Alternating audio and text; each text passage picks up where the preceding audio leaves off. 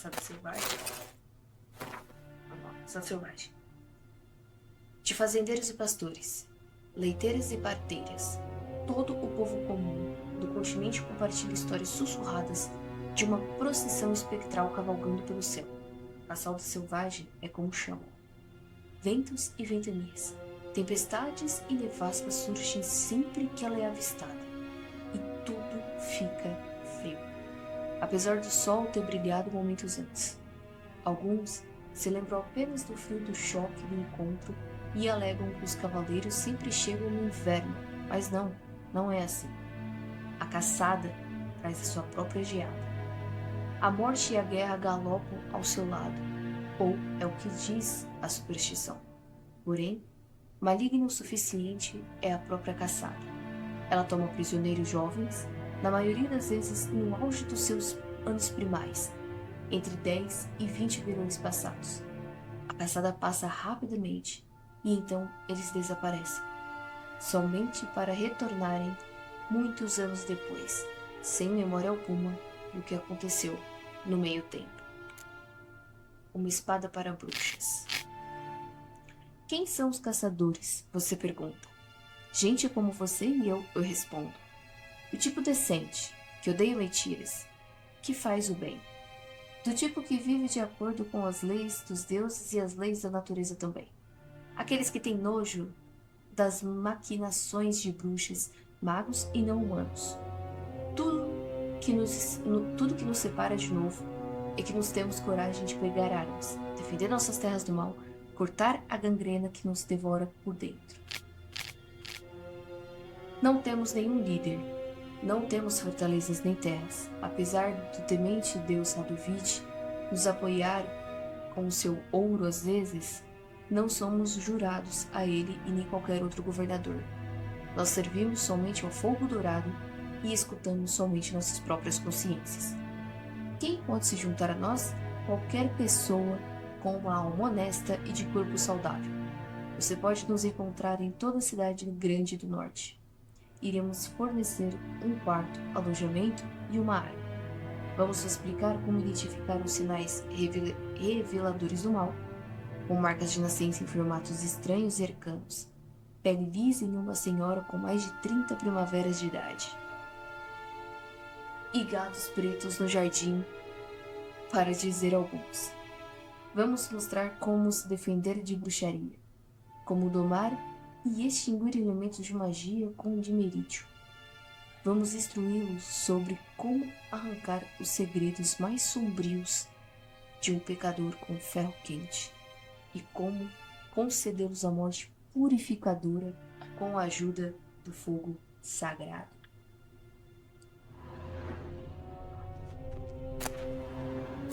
Carta para Yennefer.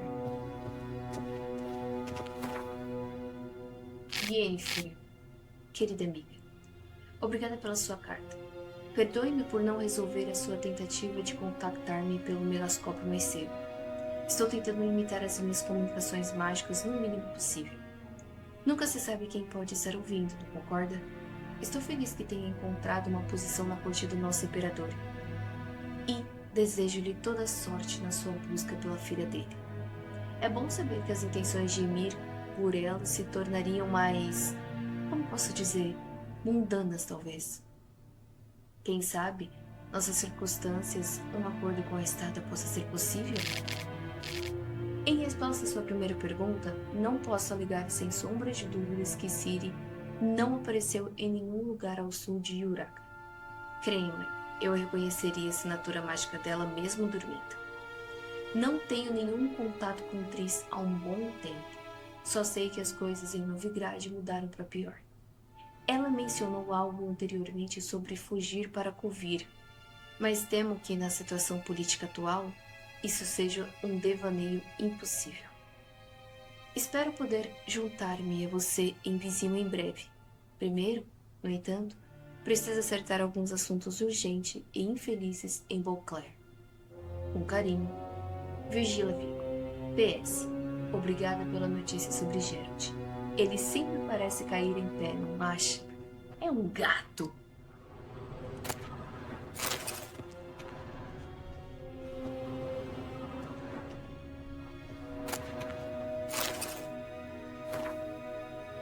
versos completos de Gonzalo de Vercelho. Amor. Amar é construir uma casa de cartas, jogar uma partida de xadrez. Mas uma palavra errada ou movimento em falso e você começa tudo outra vez. Maré. Sempre que vejo a maré recuar, o medo gélido toma meu coração. O mar irá retornar, calmo e certo, na calada da noite, como já o fez, ou ficará nas margens distantes, deixando conchas vazias de afogados sonhos, como nas ondas de outra vez.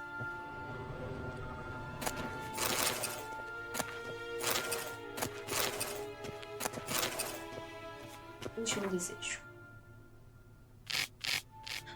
Homens precisam de 3 coisas para sobreviver: comida, água e fofocas. Sendo assim, não há surpresa que não importa para onde eu vá, seja a gelada Poves ou sempre verde Tulsan, todos sempre me perguntam sobre as paixões que ligam Geralt e a feiticeira Yennefer de Vandenberg. Como um homem de natureza cuidadosa e discreta, eu me recuso a trair seus segredos. Com uma importante exceção. A história do primeiro encontro deles é tão extraordinária, tão romântica e comovente que seria um crime terrível escondê-la. Certamente, se eu não tivesse testemunhado esses eventos pessoalmente, eu jamais acreditaria que nosso mundo cruel e sombrio teria espaço para maravilhosas tão fantásticas. Tudo começou quando Geralt e eu estávamos com o estômago vazio e sem o fardo de pesadas bolsas de moedas. Decidimos pescar as nossas ceias em um lago próximo. Não fisgamos nada, mas não saímos de mãos vazias, pois meu anzol pegou um belo jarro. Sem dar atenção aos avisos de meu amigo, eu abri e ao fazer isso libertei um poderoso gênio. Sem pensar muito, eu me preparei para proclamar meus desejos. Ai, desculpa, porque eu sei que é o Dandelion que fala isso e é muito bom. Porém, antes que eu pudesse pensar no terceiro, o gênio, irritado, eu consigo ver agora, em retrospectiva, por ter de atender os desejos longos após ser despertado, começou a me estrangular. Geralt foi capaz de expulsá-lo, mas eu fui deixado em um estado lamentável. Eu agia, o bruxo me contou depois, como se estivesse sob a influência de alguma maldição. Claramente a ajuda de um perito em magia arcana seria necessária. Foi para nossa sorte que Yennefer de Vengerberg por acaso estava em uma vila próxima. Geralt foi até ela pedir por uma cura para seu melhor amigo e estrela mais brilhante no firmamento poético do norte. No entanto, Yennefer estava mais interessada no gênio, que ela queria aprender em supervidão mágica, do que na vítima, e deve ser dito, usou o bruxo como um pandolim bem afiado. Porém, em vez de ficar nervoso por ter sido usado de uma forma tão calculista, ele ficou caidinho de amor por ela. O que aconteceu depois? Bem, não vou entrar em detalhes. Basta dizer que o gênio não ficou contente com os planos de Yennefer.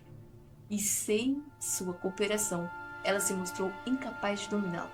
A feiticeira com certeza teria encontrado um trágico fim e levado toda a rede junto, se Geralt não tivesse se apresentado para o seu resgate.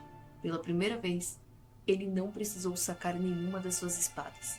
Para derrotar o gênio, ele só teve que pronunciar seu terceiro e último desejo. Ele poderia ter pedido qualquer coisa, riqueza, fama, poder, mas em vez disso, pediu para o gênio ligar o seu destino com a da arrogante, porém intrigante, feiticeira de Vandenberg. Julian Alfred van Schalk, Visconde de Lettignon, nascido em 1232, poeta, dramaturgo e trovadeiro vencedor de prêmios. Se apresenta com frequências nas cortes de Niedamir, Vizimir, Veslav e muitos outros nobres notáveis. Alunos na Academia de Oxenfurt. Dandelion.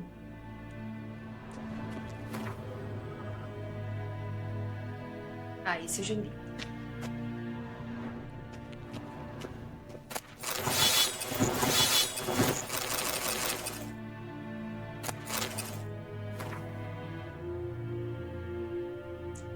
Meu caro amigo, você está lendo isso, certamente encontrou o qual que mencionei na carta anterior. Tenho o prazer de saber que o conteúdo lhe pertence.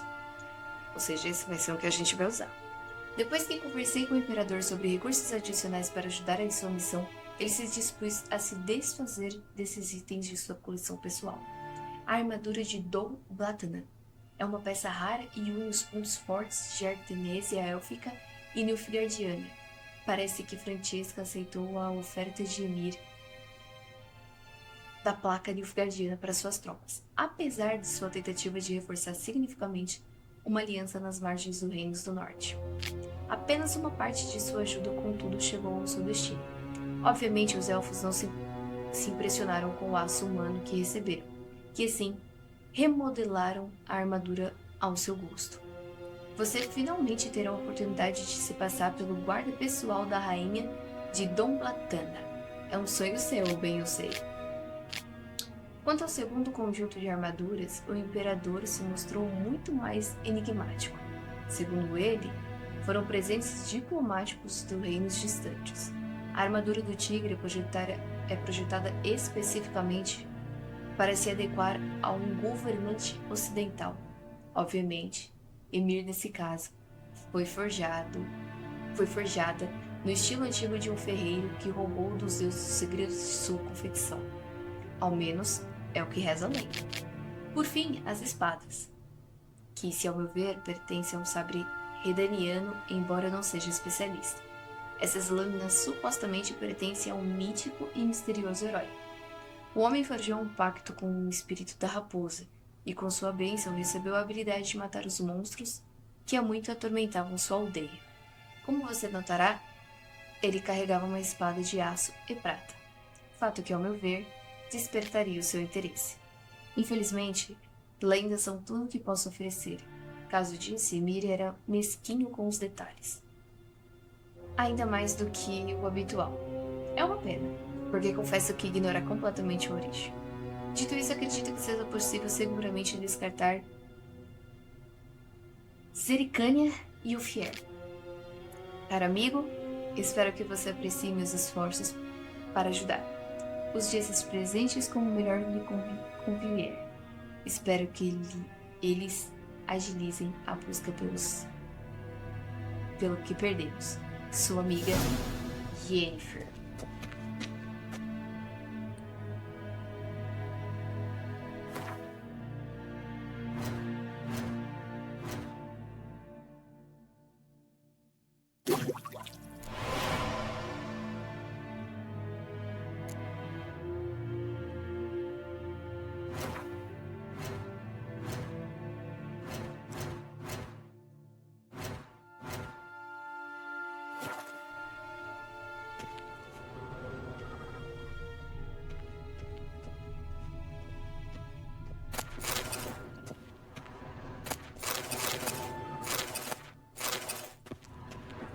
Gosto muito da história do Geralt da Ele saiu diretamente dos contos nórdicos. Um Não é retrato possível. de raças ancestrais. O que é um não humano? Ora, a resposta é simples. Como o próprio nome sugere, é algo que se assemelha, porém não é humano. Embora ande em duas pernas, fale um idioma similar ao nosso e se vista com trajes parecidos, ele possui mais em comum com uma fera comum do que com um homem nobre. Anões são como toupeiras. Eles se sentem mais à vontade no subsolo e evitam contato com a luz solar. Eles gostam de viver na imundície, se sujando eternamente com a lama e lodo. Eles amam tudo que pode ser encontrado na terra: pedras, metal, minerais, de todos os formatos e cores. É dito também que, como suas companheiras toupeiras, eles se alimentam principalmente de minhocas, baratas e outros seres rastejantes noturnos. Ananicos, por sua vez, lembram mais roedores, gordos, preguiçosos e barulhentos que distinta maneira roedora. Suas mentes estão cheias de pensamentos sobre comida e bebida que eles roubam de nossas feras, mais nobres e gananciosamente escondem em seus casebres. Eles são identificados por uma astúcia cruel. Você poderia estar morrendo de fome e eles não dividiriam uma refeição com você.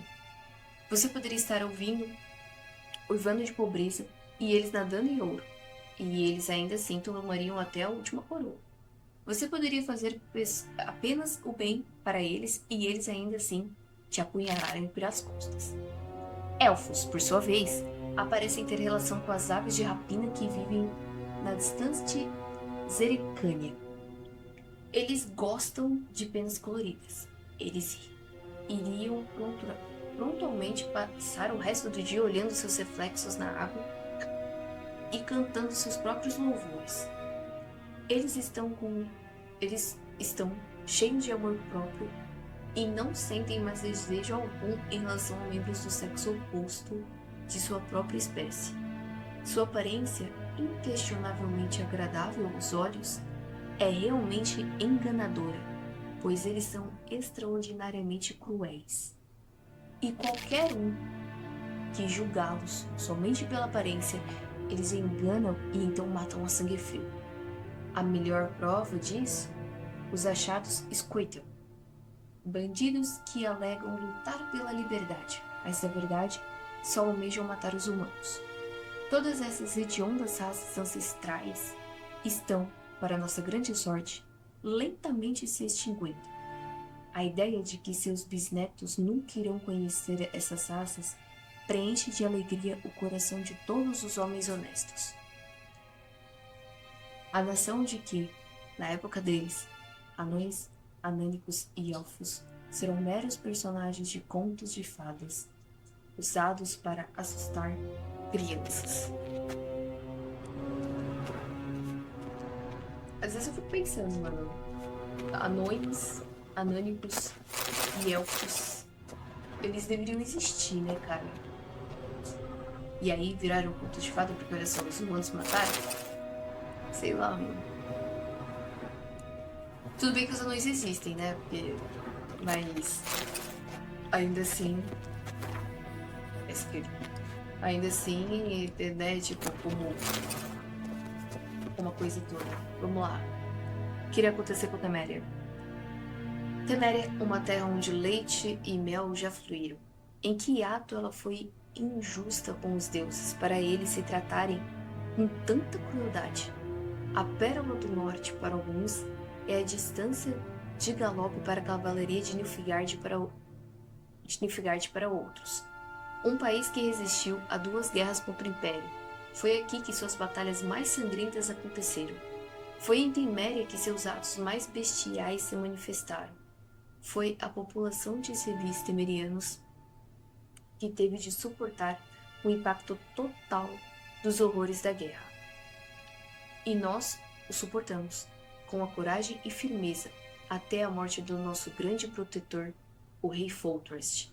Aí, então, a providência virou seu rosto caprichoso para longe de Teméria, assassinado de maneira mais traiçoeira.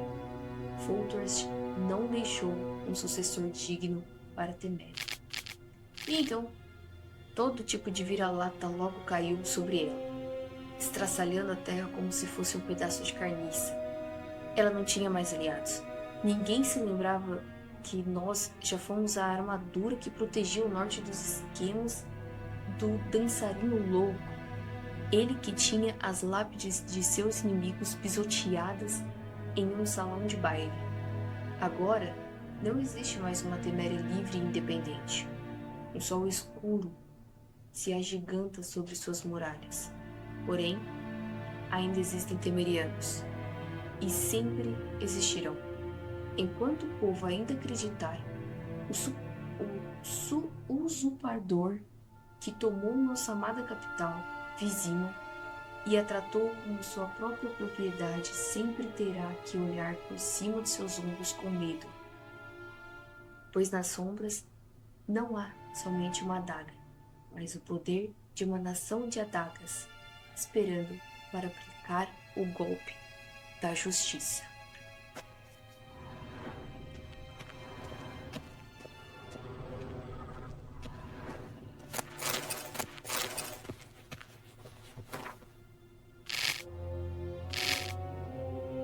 Pérolas do Norte, Novigrad. Ninguém pode alagar Ninguém pode alegar já ter viajado pelos Reinos do Norte e não ter passado por Novigrad. Se eu fosse forçado a listar o que causou a melhor impressão em mim durante as minhas viagens, seria precisamente essa grande e ao mesmo tempo livre cidade. Uma metrópole digna do Império. Seu único defeito é que a civilização de Nilfgaard carrega consigo ainda não a iluminou. É por isso que hordas de cultistas reacionários do Fogo Eterno vivem no meio de suas excelentes construções e soberbas infraestruturas comerciais. É possível sentir que, através da superstição, que a hierarca local e a guarda templária cimentam seu poder sobre os moradores da cidade. E muitos homens eles controlam, pois a cidade conta com não menos que 30.000 habitantes. Ao passar pelo seu fabuloso porto, cercado por maravilhas da arquitetura, é difícil imaginar que séculos atrás Novigrad era uma mera cidadezinha élfica.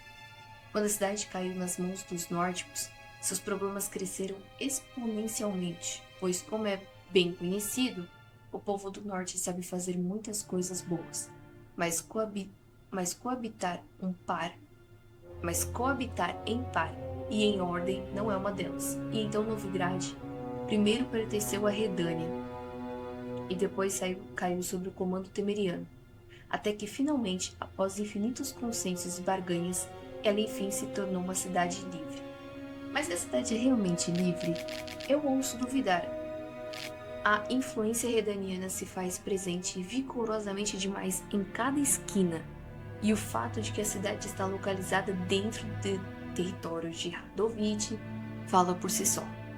Enquanto vagava pelas ruas da cidade, encontrei 4 moinhos de água, 8 bancos e aproximadamente 19 lojas de penhores. Há também muitas casas de prazeres simples, como tabernas e bordéis.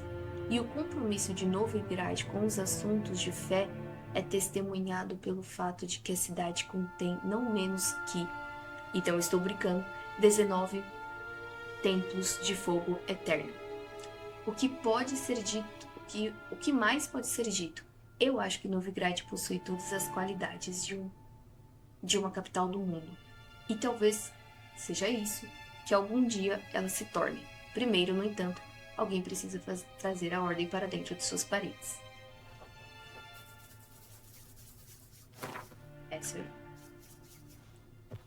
Pena que não tenho tempo.